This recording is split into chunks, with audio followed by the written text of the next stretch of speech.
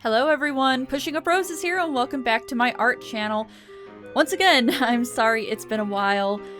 Before we start, I just want to show you the consistency of my paint for this one. It's a little thick. I would say it is about 1 part paint to 1.5 parts Floetrol. And that's in all of my paints. The black we're looking at right now, that is the Artist Loft Flow Acrylics. And I'm just gonna let this play out, let my little indecisions play out, because I was going for that black. I was like, ooh, I want a black center for this ring pour, but I go for the white. Knowing how this painting ends up, I'm not sure if I made the right decision, but we'll see. So this is a pour over. I wasn't really happy with the ring pour. You see there, just, I don't know, it just got kind of lost for me composition-wise. So I decided to try to go for a ring pour with reds and black, gold, and white. Now, it seems no matter what I do, all of my paintings turn out very creepy. I think I'm using beautiful, elegant colors here, but the end result always turns out creepy. So let's go over my paint colors real quick. Black is Artist Loft Flow, red is Artist Loft Flow. That gold there, Deco Art 24K gold. The pink is Rose Quartz, and the white is also Artist Loft Flow. So I'm just layering with those colors in the order that you saw there. Now, I think I know where I went wrong in looking back. It's actually really helpful to go back and look at my paintings. When I really recommend that if you're struggling with your paintings, record them. You don't have to upload them. You don't have to show them to anybody. Just record them. And you can kind of see where you've gone wrong. In this case, I don't think I should have layered Rose Quartz, which is the Deco Art Extreme Sheen Rose Quartz. It's a metallic. I don't think I should have layered that by the gold, which is also a metallic. I think that's why it got muddied. Those paints are a little thinner. You know, I'm trying to make them thick as I can, but they are a little thinner. And they're also heavier. Metallics are heavier, so you want to keep that in mind. So I think this got muddied up.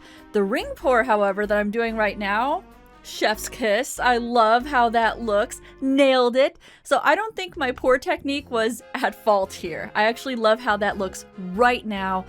Ooh, look at that solid red on the right-hand side of the center there. Love it. Quick torch for any air bubbles, and then I'm just trying to get rid of the extra paint in the cup. I think this looks so elegant. I love how red, white, and black looks together, and I just wanted something to, you know, just give it more depth, which is why I chose the gold and the rose quartz, though I think I could have gotten away with only the rose quartz for this one, and you're gonna see why.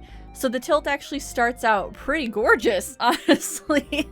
It's really pretty to just watch. Look at those feathers in the center. Very, very pretty. You can see the gold. You can see it right now. But as I tilt, what's happening is I also put black on top of the rose quartz, which ends up in a gray color. And that gray is gonna keep getting grayer, which I have no problems with gray. I just wasn't expecting it here. You can see also I'm tilting off some of that gold as well because I need to cover the canvas. Alright, so at that point it's looking okay, but I don't know, it's kind of strange. I got a lot of gray, so I'm just trying to tilt off even more. I have the tendency to use actually too much paint, which is a good thing. You'd want to have too much paint versus not enough paint. It's harder to correct not enough paint. But see how it's getting kind of gray? Interestingly, I wouldn't call it muddy. You know, nothing's muddied together. The lines are very, very defined because of the thick paint. It's just that color is so gray. I wasn't expecting it. So in retrospect, probably will not use rose quartz and gold. So that's what I ended up with. I think I should have stopped a little while ago while I was still tilting, but sometimes if you overstretch, you can get these really cool, creepy 3D effects like you see on the center right. I actually really, really enjoy how that looks. The middle is kind of creepy. We've got the gray, the red kind of darkened, which is pretty neat. And it does look like stone, so I'm not mad at it. I'm just shocked. I do tend to paint creepier things, so maybe my energy is just on the spooky side, and it comes out even if I try to use the most elegant pink colors ever. Still getting that gray, baby. Still getting that grayscale. So here's a few photos. I do like it. I do like it. It looks actually a lot better in real life because everything's a little darker, a little more well-defined. I like the creepy center, even though I kind of messed it up. I dripped a little bit, as you can see. But I still like it. I still dig it. It's creepy in a good way. And the 3D, because I did use kind of those thicker paints, I used a thick style ring pour. I do like those 3D effects. I do like how it turned out. I think next time, for the future, I am not going to use either the rose quartz or the gold, and I'm certainly not going to put it next to black. I've learned my lesson. Still very, very happy with this painting. I hope you like it too, and I hope you learned something.